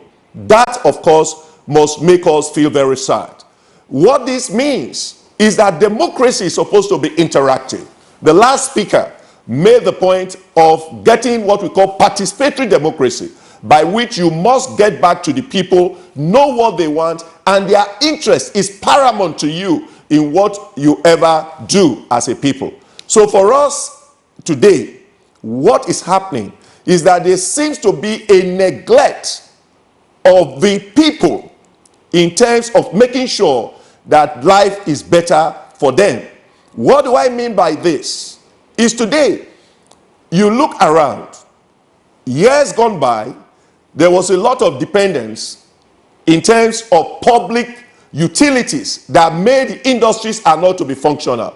We were expecting that our electricity supply, for example, should have improved by now, power supply, and that would have definitely impacted on the productivity level of our industries and all. But what are we facing today? Just last Sunday, for example, we heard again the national grid collapsed, and the whole thing that was available was about just 9 megawatts, or we can't even know the figures any longer. For how many years now we have been that is dancing around 4,000 as a country? That is definitely not good enough. There is no way the industries can produce fair enough. Number two, the insecurity we are talking about. People that ordinarily would have been getting engaged in agriculture, one of the major sectors this particular government, for example, had been investing in, they can no longer go to their farms. We have been witnessing farms have been destroyed in Edo State, different parts of the country. We see farmers' products being consumed by animals and things of that nature. What this means is that our leaders, please, let it not be that our democracy is just about elections. It's just getting almost annoying, with due respect. And that is because what is the thing we are always talking about? From the day elections end till the next election, everything seems to be about elections in our country. We cannot make progress in that regard. Let it be that sometimes, once we get elections over, we concentrate on governance, we deploy the resources to the well-being of the people so that they can feel that their resources are being deployed to for their well-being. So for me, the question you were saying, the relationship between the democracy, development, and how we seem not to be making progress in terms of the sectors that had to do with industries, productivity, and all of that, I believe that if the sector, that is, if our country is well secured, investments will come, productivity will improve.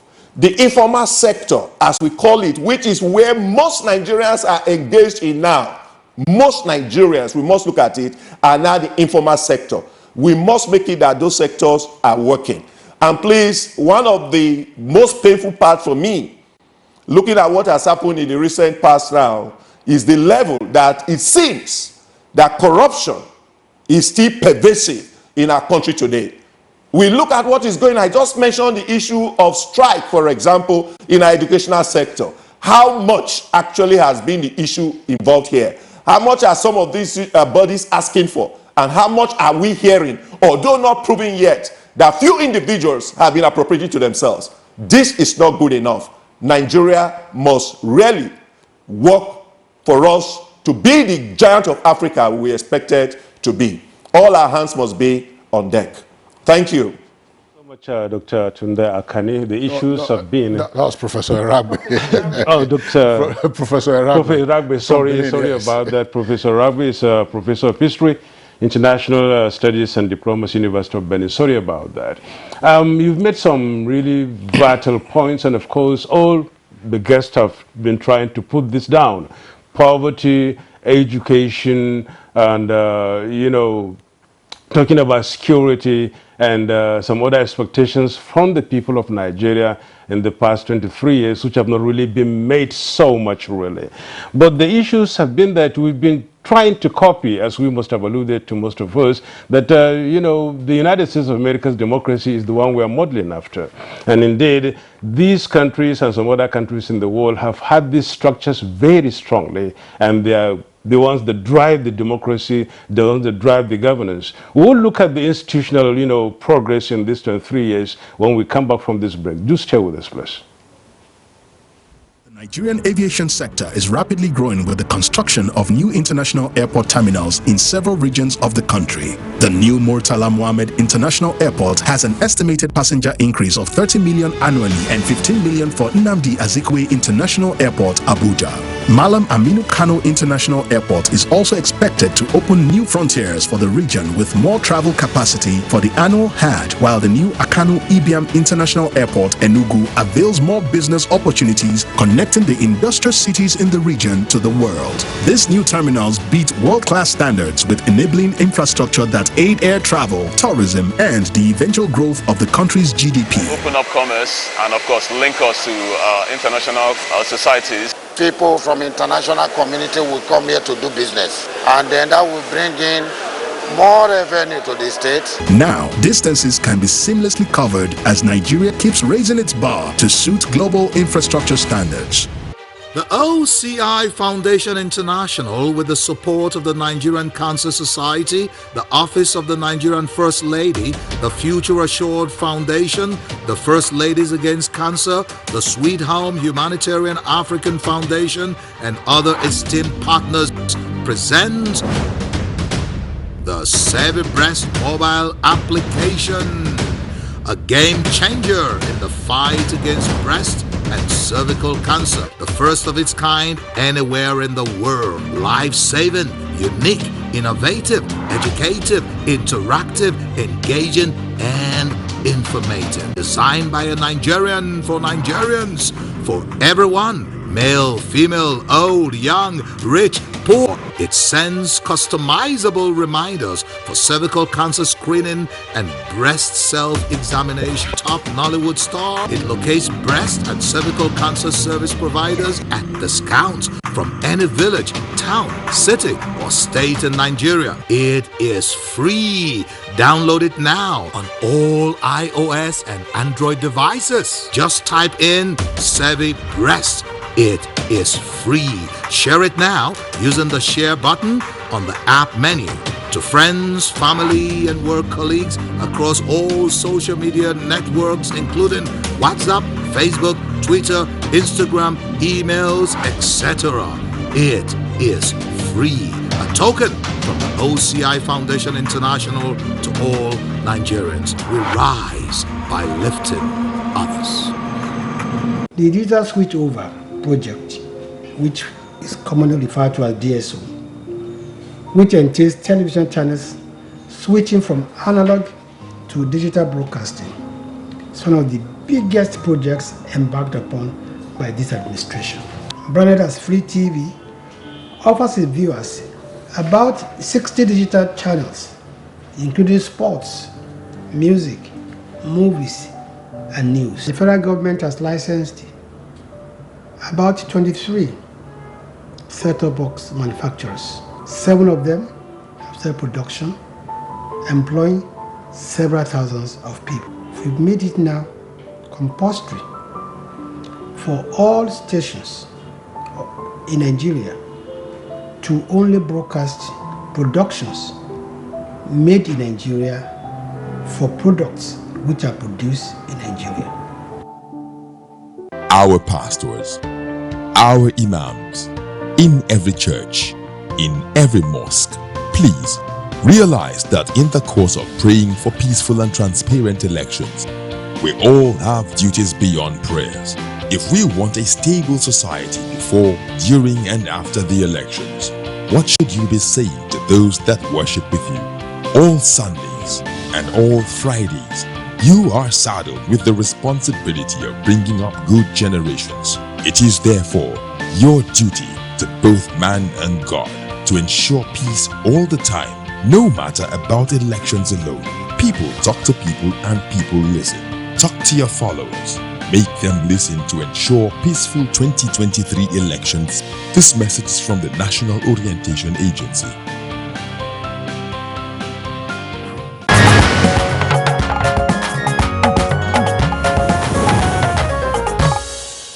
All right, you're welcome back, and it's still Good Morning Nigeria. We are live on the network service of the Nigerian Television Authority.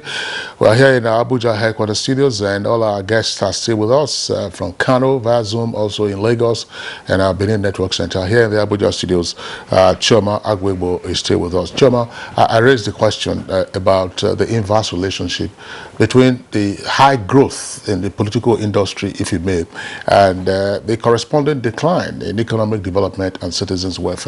I mean, we were reminded yesterday by one of our guests, Dr. Lemu, that during the Third Republic, 1992 to 1993, which was a diarchical arrangement, the lawmakers were on part-time and they received allowances for their sitting. But now you have almost permanent members, as it were, in the legislature. And everyone believes that for you to make it, you have to be in politics. Is that the true spirit of democracy? Is that a goal or end of democracy? I think, and you know, this is a conversation we continue to have, especially as we inch towards the elections in 2023, that Nigerians must pay particular attention to the state houses of assembly, but also to the National Assembly. I'll give you a number of reasons why. The first is about 10, 12, 15 years ago, Senator Yerima married this child that I spoke about earlier. And soon after that, there was, the backlash, the outrage, etc. There was a provision of the Constitution that was supposed to be amended that would set the age of adulthood at 18. And this actually pertained to elections, but getting that would overturn, again, the age at which a girl could be married. And he pushed. There are news reports that have it that he pushed and he lobbied and he did all sorts of things for that to be overturned. Now, I believe it's UNICEF that has has statistics that says between the year that Senator Yerima married this child and I think a 4-year period, there was a spike in the incidence of child marriage. The reason why I raise this is because the actions of our legislators have consequences. People look at legislators and they take their bearing. I mentioned that earlier. But then, so when our legislators show us that the National Assembly is a place where you go to make money, everybody wants to go there. I can sit down here and say, you know what, my 10-year plan is to enter the National Assembly, and when I enter there, that's where I go to die. We have legislators who have been there for 27 years.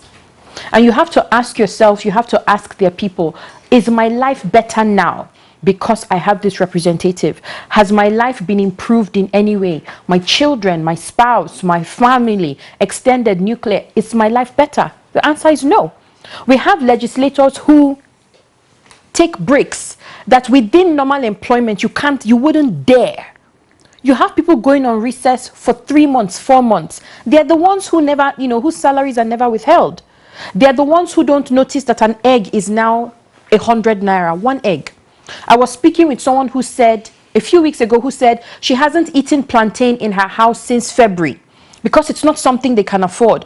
But our legislators who receive these fat salaries, who receive these allowances, who receive, who can fly out at a minute's notice, we now have a legislature that is almost like an old people's home. So you go into, states, you go into, state governments, you're a governor, you spend 8 years, and then it's like, where do I retire? You go to the National Assembly, there are people who are there who have never said a word, who are literally useless, but you're able to get in there because you were a governor, so you have state resources. Are our lives better? So when you talk about the inverse relationship, it's true. And that's such a brilliant way to put this question, because the truth is we have more people. Everybody wants to be in politics. Why? Because Nigeria has shown Nigerians that this is where to be. If a young person steals a chicken, and I think I've said this here before, steals a chicken, steals a goat, in a 6-month period, you would have passed through the court, you'd have been sentenced to jail.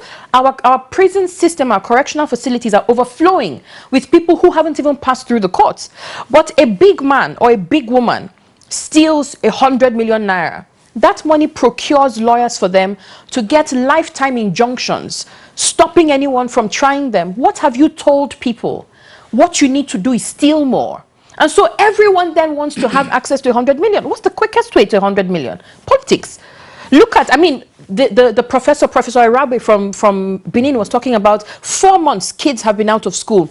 The Minister of State for Education wanted to run for president. What the hell do you want to do there? What do you want to do there? You want to be president, so you treat the country the way you've treated education? And I think these are the questions we must... So when people say, we have made some progress, let's be honest with ourselves. Which progress have we made? A friend of mine was stabbed in Jabi a few months ago for flying a drone. People wanted the drone. He refused to bring it down. They stabbed him. He almost died. This is Jabi. I'm not talking about hinterlands. My organization, the work that I do, my organization, we've had to stop working in some schools in some parts of Abuja because the schools have shut down for insecurity. Nigeria has one of the highest numbers of children that are not in school in the world today. But we have a National Assembly and we have political office that is so attractive. You come, you don't have, most times when you're watching live sessions, people are asleep. We've seen people come to the National Assembly and talk about, I have this number of wives and I have this number of children and this is why I'm powerful. We're not talking about this is what we've done for citizens. We're not talking about how many people have we lifted out of poverty. Democracy is supposed to solve problems. Which problem is our democracy solving? And these are the questions we must continually ask ourselves. Okay. I mean, you said I wasn't angry before. I hope that has kind of changed. Since you're getting angry, now that's how we You're say. getting angry, Just cool down. Calm down. Calm down a little bit. Calm down. Let's move on. Let's go to Kano now. Earlier we said that we'll look at all these things Chioma and some other guests are talking about.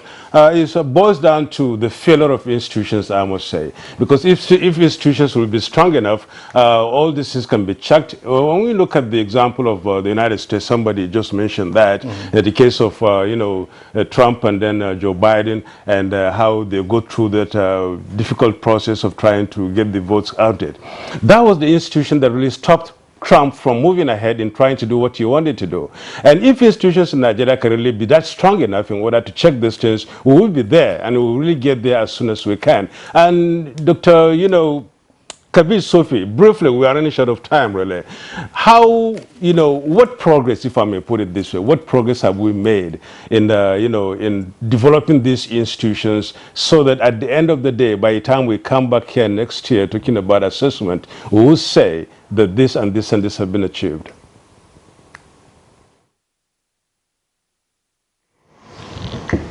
Thank you, Nadabo.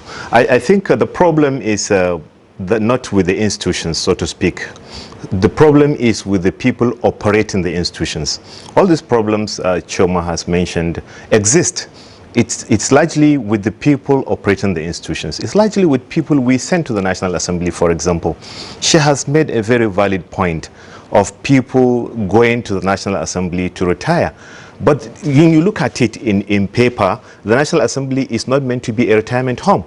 But then she said you see live sessions where people are sleeping. It's because of the nature of people we send there. Largely, I think what we have is we do not have people that go there to serve. People that come, offer themselves, but for what? Do they have a blueprint? Do they have a plan?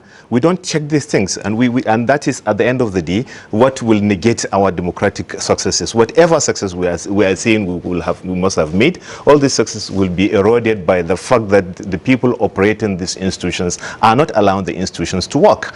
I mean, the economy is bad because who are the people operating the economy? Do we have what kind of economic team do we have? Who is in charge of what place? I mean, these institutions do not operate themselves. It's people that operate them. So when you look at it on paper, yes, whatever you need is there. But then those who are operating, those who are the strike we are having for 4 months. I mean, the Prof has mentioned it, and everybody here has agreed to it, that the person that is in charge of education has no business contesting for presidency because he has failed in this regard. I mean, this is not because of the system, not because of the office, but largely because of the people that are operating these offices. And the failure is largely because of the people operating these institutions. So no matter what we do to enhance these institutions, as long as the people operating these institutions are not ready for it, are not there to serve, we are not going to make any progress. Chioma is from the digital technology area. It has been projected that by 2025, 2025 is just 2 years away, that digital technology will contribute 15% to our GDP. But Dr. Akoni has mentioned problems with the Cyber Act. I mean, she has also made issues with the NIDA, and like also the panelists here, I mean, Nadabo, and you have all talked about NIDA's attempt to maybe check activities within the social media and what have you. Those issues, we need to check whether they will hinder our own road to success, whether they will stop us from getting to where we are heading to. This, we can make speculations, we can make predictions, things will be better, but things will not be better as long as they are not being put in practice, as long as we are not trying to check whatever is in place. So we cannot divorce institutions to the people that are operating them. So the institutions may be there, the institutions may be strong, the framework may be there, it may be strong, but then the people operating these institutions hinder the development of those institutions. All right, thank you very much, Dr. Kabiru Sofi, political economist, joining us from our Kano Network Center. Another, but just before we sign off the other guests, sometimes I will recognize the fact that current challenges obviously are matters to be attended to. But if you take a historical view of things, we also have to remind ourselves that it's been under the democratic era that Nigeria has had an opportunity of participating in the growth of ICT worldwide.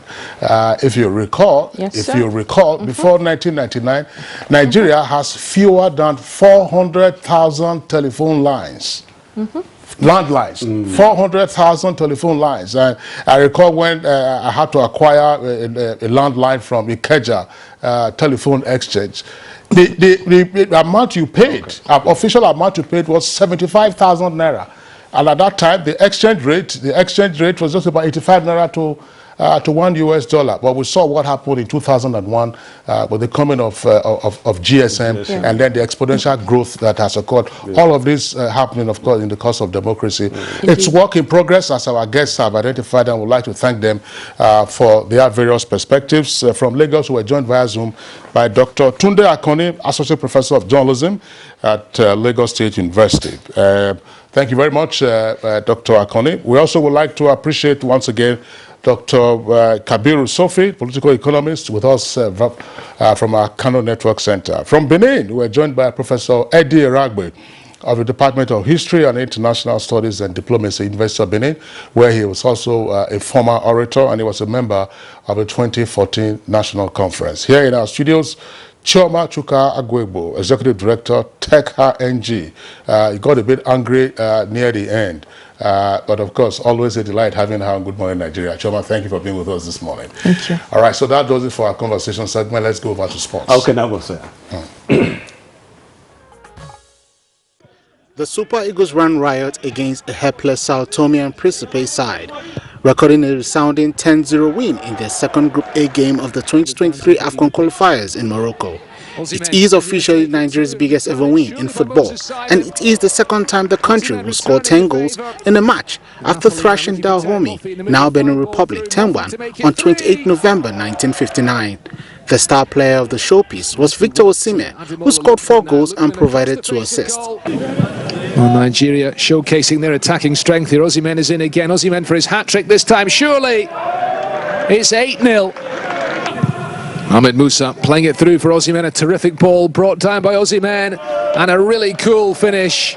Terry Murphy and Ademola Lookman opened their goals account for the Eagles, with the former banging a brace, while the latter, aside scoring a goal, also helped himself with an assist. The game saw Super Eagles coach Joseph Pizarro make 4 changes with Ademola Lookman, Seydou Sanusi, Ogenekaro Etebo, and Terry Murphy all starting. The win took the Eagles to the top of Group A and will be in action again when they host Guinea-Bissau in September in their 3rd fixture.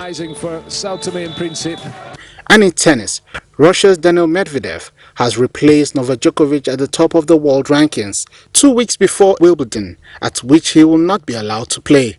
Djokovic has dropped to world number 3, with injured Alexander Zverev rising to 2nd. It is the first time since November 2003 that none of Djokovic, Rafael Nadal, Roger Federer or Andy Murray have appeared in the top 2. All right, that's it for us on Good Morning Nigeria today. Deep thanks for being with us. We're back tomorrow, same time, 7 in the morning. Look after yourselves. I'm Kingsley Usadolo. And I'm Mr. Dabusu. See you then.